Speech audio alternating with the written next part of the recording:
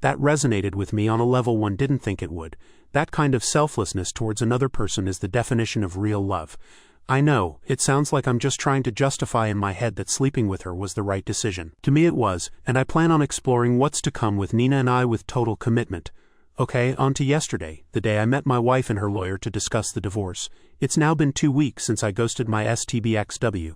This past Monday I got a phone call from my staking that Sue's attorney has scheduled a meeting for us to discuss the terms of divorce on the 6th of January 21, which was yesterday. I met with him the Tuesday morning to discuss the terms I'm wanting. Long story short, uncontested divorce under the grounds of marital neglect from Sue. My terms are full division of assets, and me selling my half of the house ownership to her. She can have it. We keep our respective vehicles. I keep my cabin in the Poconos.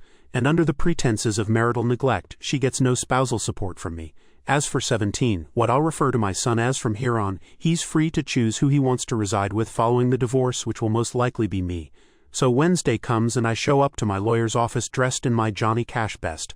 My wife and her lawyer, she looks like shit, barely holding it together. I give the stone face. I won't bore you with the lawyer babble, but her lawyer presented an offer for terms of reconciliation. I shot them down almost as soon as she finished listing the details of the request. Like I said, I'll spare you the details of the meeting. Long story short, we agreed to a legal separation leading to an uncontested divorce.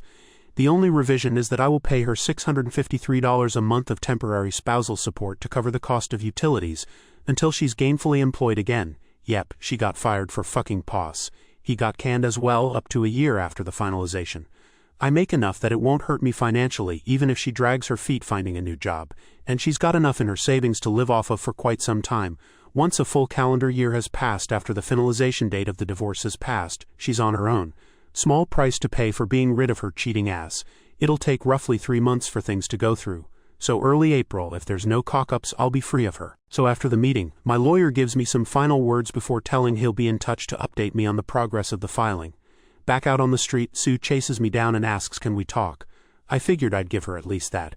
She held it together fairly well in the meeting, but outside let the waterworks flow, saying how sorry she was, and how she never meant it to go as far as it did. She says she never expected to fall in love with POS, but knew when she thought I was cheating how wrong it was to betray her own husband in such a way. She asked could I ever find it in my heart to forgive me, and that maybe in a few years could we try to start over, that she can't imagine what her life is going to be without me. I tell her to start imagining it soon because this will be the last time I ever speak to or see her.